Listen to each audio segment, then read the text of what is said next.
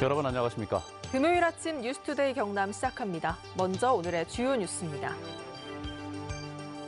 어제부터 65세 이상 고령층의 아스트라제네카 백신 1차 접종이 다시 시작됐습니다. 그 현장을 다녀왔습니다. 한국에 진출한 외국인 투자 기업이 혜택만 받고 고용에 대한 책임은 지지 않고 있다 보니 이를 막기 위한 법안의 필요성이 제기되고 있습니다. 인천공항공사가 항공기 개조 사업 진출을 노리고 있는데 경남이 집중 육성 중인 항공정비 사업에 뛰어드는 게 아닌지 우려가 높습니다. 마산 해양신도시 사업자 선정의 문제점 연속 기획 보도입니다.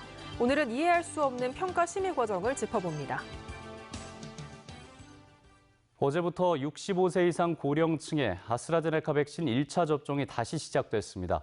네이버나 카카오톡을 통해서도 자녀 백신 접종 신청을 할 수 있는데요. 이상훈 기자가 직접 현장을 다녀왔습니다. 이곳은 아스트라제네카 백신 1차 접종을 하는 창원 한마음병원입니다. 65세에서 74세까지 예약자들이 접종을 하고 있는데 보시는 것처럼 오전부터 많은 분들이 몰리고 있습니다. 이곳에 오게 되면 가장 먼저 이렇게 문진표를 간단히 작성을 하고요. 그다음에 이곳에서 접수를 하고 그다음에 접종실로 이동을 하게 됩니다. 접종실에 오면 다시 한번 의료진과 함께 문진을 한 번 더 하게 되고요. 그다음에 접종 대기실에 잠깐 기다렸다가 이렇게 순서대로 백신 접종을 하면 됩니다. 백신 접종을 마치면 바로 귀가하는 게 아니라 이곳 접종 후 대기실에 앉아서 15분에서 30분 정도 이상 반응이 있는지를 좀 확인하고 이상 반응이 없으면 바로 귀가를 하면 됩니다. 하지만 가끔 이런 상황이 생기죠. 접종 당일에 갑자기 몸이 아프다거나 상황이 생겨서 접종을 할 수가 없는 이런 노쇼 현상이 가끔 발생하기도 하는데 이 아스트라제네카 백신은 한 바이알에 10명 정도가 맞을 수가 있고 또 6시간 내에 소진을 하지 못하면 폐기를 해야 됩니다. 그래서 의료기관에선 이런 상황이 생겼을 때 그동안은 계속 대기자 명단을 확보를 해서 일일이 전화를 해가면서 지금 올 수 있는지 이런 식으로 소진을 해왔는데 이 휴대전화로도 간단하게 상황을 파악할 수가 있고 백신이 얼마나 남아있는지 어느 기관에 지금 어디로 가면 되는지 당일날 신청 그리고 접종까지도 할 수 있는 방법이 있습니다. 자세히 알려드리겠습니다. 자, 그럼 네이버 앱을 먼저 눌러보겠습니다.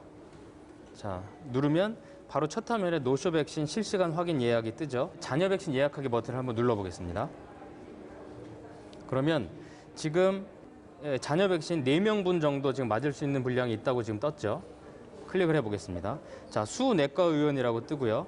이럴 경우 바로 접종 예약 신청 할 수가 있습니다. 알림 신청도 할 수가 있는데요. 최대 5곳까지 설정을 할 수가 있습니다. 이제 앞으로 이 접종기관에서 자녀 백신이 발생했을 때 저한테 자동으로 알림이 뜹니다. 실시간으로. 카카오톡 앱을 통해서도 역시 비슷한 과정을 거쳐서 이렇게 예약을 할 수가 있습니다. 하지만 주의할 점이 있습니다. 네이버나 카카오톡 앱으로 이 자녀 백신 당일 예약을 신청을 했는데 무슨 사정이 생겨서 못 가게 됐을 경우 예약 취소를 정확하게 하지 않으면 다음부터는 네이버 앱이나 카카오톡 앱으로 자녀 백신 당일 신청을 할 수 없다는 점입니다. 이 점 꼭 기억해 두시기 바랍니다. 지금까지 앵커가 간다 창원 한마음병원에서 전해드렸습니다. 마산 자유무역 지역의 일본 투자 기업인 한국사년이 폐업한 지 넉 달이 지났고 노동자들은 여전히 길거리에 내몰려 있습니다. 이렇게 우리나라에 진출한 외국인 투자 기업이 각종 혜택만 받고 고용에 대한 책임은 지지 않고 있어서 이를 막기 위한 법안을 마련해달라는 목소리가 높아지고 있습니다. 서창호 기자가 취재했습니다. 한국사년에서 TV 부품 등을 조립하는 일을 해왔던 이명희 씨. 지난 30년간 길게는 하루에 12시간씩 주말도 반납하고 땀을 흘렸습니다. 하지만 이 씨에게 돌아온 건 2차례 해고 통보. 물량 감소로 인한 경영 악화가 그 이유였습니다. 그러다 지난해 7월 회사는 결국 또다시 경영 악화를 이유로 폐업을 선언했습니다. 경영 적자가 열심히 일하는 우리 노동자 탓으로 자꾸 돌리니까 그게 억울해서 이 억울함을 풀어달라고 말할 수 있는 공간이 없다는 거죠. 이 씨를 포함해 300여일째 천막 농성을 벌이고 있는 한국사년 노동자는 16명. 지난 2017년 해고됐다 복직한 이들이 무엇보다 분노하는 건 회사 측이 노조와 약속한 내용을 모두 지키지 않았다는 데 있습니다. 위장 폐업을 주장하는 이유입니다. 한국의 노동조합이기 때문에 물량 주기를 꺼려 한다는 얘기를 직접적으로 하고 있었습니다. 그런 걸 반증하는 것이 지금의 적자 물량이 계속 들어왔던 거고 거기에 대한 새로운 재투자가 없었던 것이 그런 하나의 이제 증거로 보여지고 이렇게 한국 사년 노동자들처럼 외국인 투자 기업이 철수하고 나면 노동자들이 길거리에 내몰릴 수 있는 상황. 외투 기업이 한국에 진출하면 법인세와 소득세 등 각종 조세를 감면받지만 고용에 대한 책임은 지지 않고 있는 겁니다. 갑자기 내 이제 직장이 사라졌을 때 이런 충격은 사실 노동자들은 상당할 수 있고 또 이게 지역 경제에도 상당히 큰 영향을 미칠 수도 있거든요. 제조업 같은 경우는 이제 우리가 이제 여러 가지 가치 사슬로 이제 얽혀져 있기 때문에요. 실제 한국GM이 지난 2018년 군산공장 폐쇄를 선언하면서 정규직 1,200여 명이 2차례 희망퇴직을 거쳐 회사를 나갔습니다. 이러다 보니 노동계에선 외투기업이 무책임하게 나가지 않도록 법안을 마련해야 한다고 주장했고 국회에서도 관련법 개정안을 발의하려는 움직임이 일고 있습니다. 절차와 이유가 명확해야지만이 철수할 수 있다고 하는 일종의 강제 제도를 마련해야 되겠다라고 생각하는 것입니다. 한편 한국 사년 노동자들은 다음 달 말 일본에서 열리는 주주총회를 지켜본 뒤 투쟁 방향을 정하겠다는 방침입니다. MBC 뉴스 서창우입니다. 인천공항공사가 이스라엘의 국영 항공기업과 손잡고 항공기 개조 사업 진출을 노리고 있습니다. 경남은 인천이 이 사업을 시작으로 항공정비 사업에 본격적으로 뛰어드는 건 아닌지 경계하고 있습니다. 이정승 기자입니다. 인천공항공사가 항공기 개조 사업 진출을 노리고 있습니다. 최근 투자 협약을 맺은 이스라엘 국영 항공기업인 IAI와 국내 항공정비기업인 STK가 합작 회사를 만들면 공항공사 터와 공장 건물을 빌려주고 2024년부터 사업을 시작한다는 구상입니다. 여객기를 화물기로 바꾸는 항공기 개조 사업은 코로나 사태 이후 급성장 중인 산업입니다. 인천시와 공항공사는 이 사업이 추진되면 항공부품 산업이 몰려있는 경남 역시 납품 물량 증가로 윈윈할 수 있다고 보고 있습니다. 경남의 항공기 부품을 제조하고 생산하는 기업들의 어떤 시장 수요가 확대되고 전반적으로 성장할 수 있는 경남은 국회 기자회견까지 열며 발끈하고 나섰습니다. 항공기 개조 사업은 사기업의 영역으로 국가기관인 공항공사가 법적으로 추진할 근거가 없어 원천 무효라며 사업 중단을 요구했습니다. 항공기 개조 사업에 참여하여 업무 영역을 항공 MRO 사업으로 확대하고자 하는 것은 인천국제공항공사의 설립 목적을 벗어난 위법행위라고. 또 경남에 이미 구축돼 이제 막 정상 궤도에 접어든 항공정비 산업을 두고 인천에 중복 투자를 한다면 혈세 낭비는 물론 지역 간 갈등으로 번질 것이라고 경고했습니다. 관계법에 정면 위배될 뿐만 아니라 국가 핵심 사업에 대한 중복 투자를 초래하게 됩니다. 12만 4천 시민과 함께 강력하게 저지해. 또 다른 쟁점은 공항공사법 개정 여부입니다. 경남은 만약 항공기 개조 사업이 실행되면 공항공사의 항공정비업 진출을 허용하는 인천 국회의원들의 법 개정안이 탄력을 받을 수 있다는 점도 우려하고 있습니다. MBC 뉴스 이종세입니다.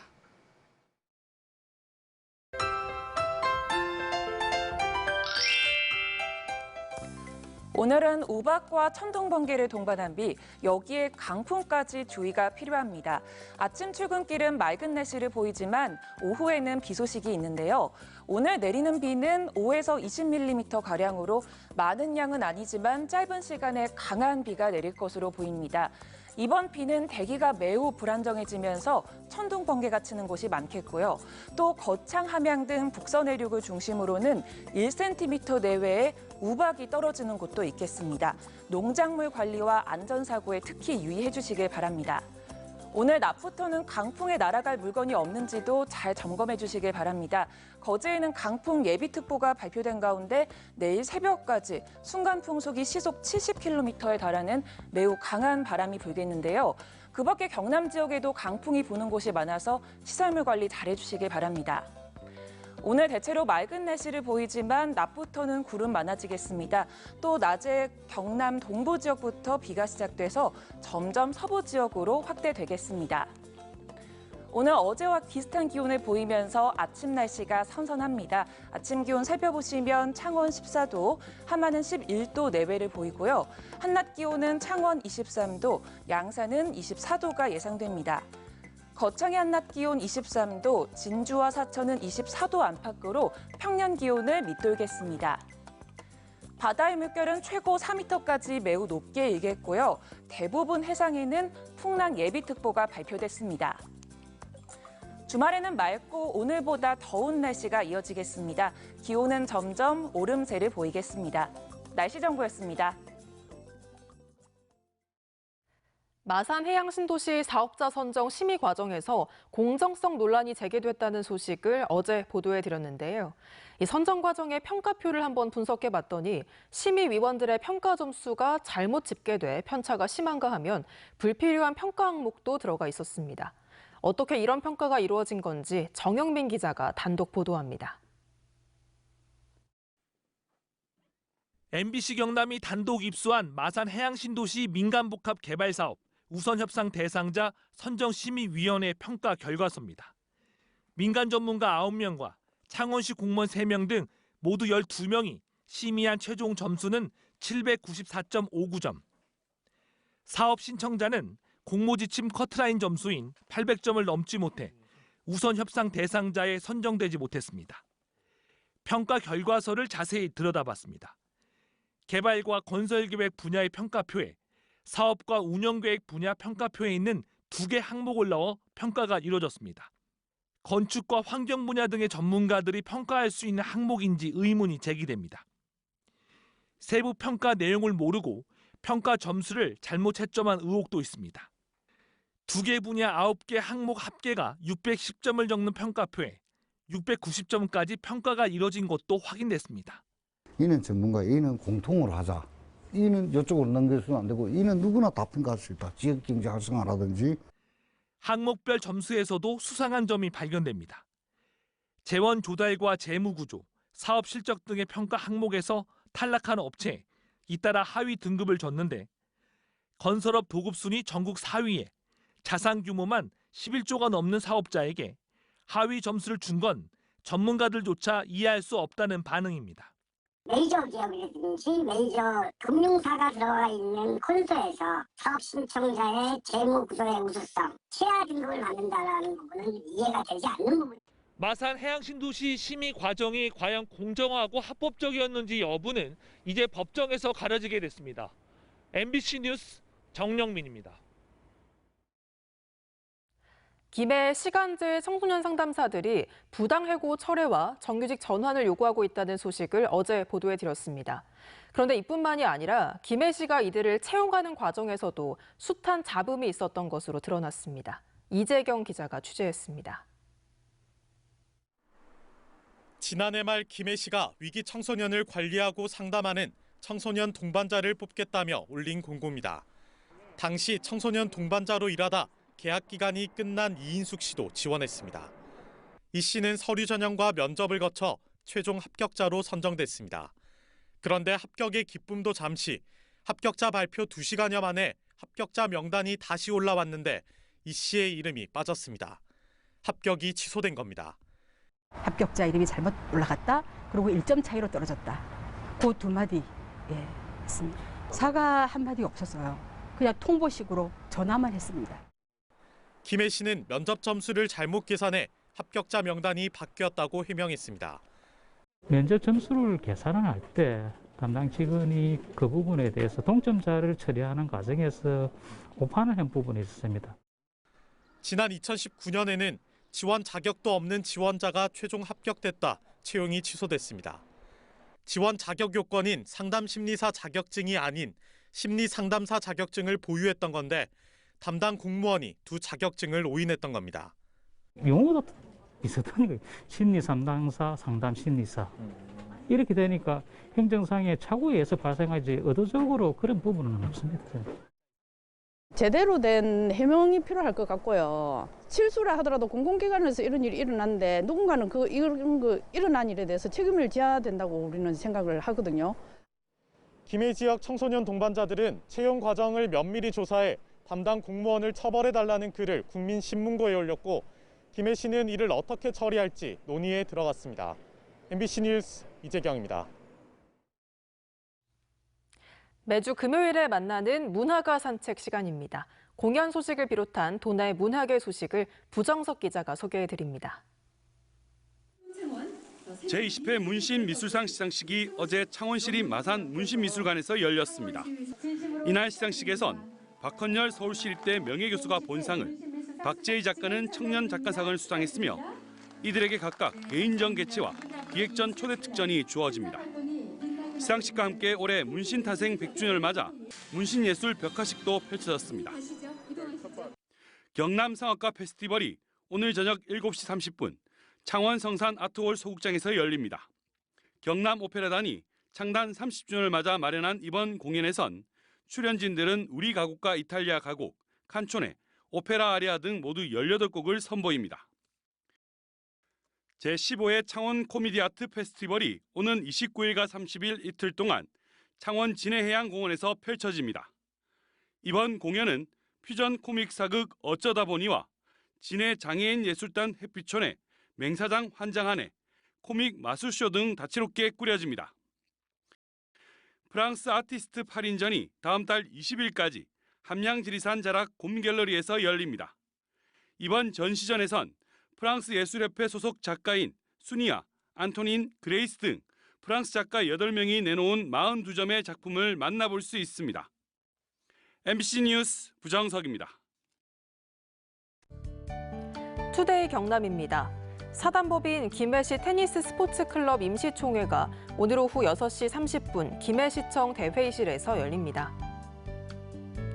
시립 어린이집 원장 역량 강화 교육이 오늘 오후 2시 창원 육아종합지원센터에서 진행됩니다. 상반기 신속집행 부진부서 보고회가 오늘 오후 2시 거제시 부시장실에서 열립니다. 삼천포 생활체육관 개관식이 오늘 오후 2시 삼천포 생활체육관에서 예정돼 있습니다. 상반기 창녕군 수돗물 평가위원회 회의가 오늘 오후 2시 창녕군청 군정회의실에서 열립니다. 더불어민주당과 국토교통부는 어제 국회에서 당정 협의를 갖고 주거복지를 담당하는 지주회사와 토지, 주택, 도시재생의 핵심 기능을 맡는 자회사를 두는 정부의 LH 혁신안을 논의했지만 결론을 내지 못해서 조만간 당정 협의를 다시 하기로 했습니다. 2시간여에 걸친 비공개 회의에서 국토교통위 소속 민주당 의원들은 당과 충분한 논의 없이 만들어진 방안이고 혁신 의지도 빈약하다고 질타한 것으로 알려졌습니다.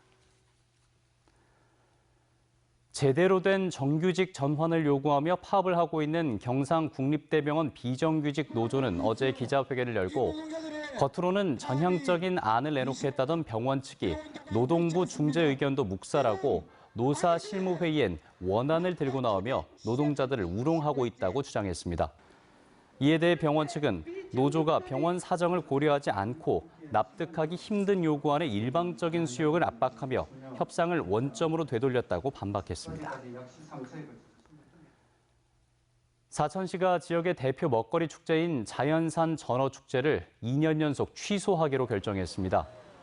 사천시는 축제의 특성상 마스크 착용 유지가 힘들고 외부 관광객 유입에 따른 코로나19 확산 우려 등을 감안해 축제를 열지 않기로 했다고 밝혔습니다. 경상남도가 역점적으로 추진하는 부울경 메가시티에 대한 공감대를 넓히기 위해 김경수 도지사가 도민과의 직접 소통에 나섰습니다.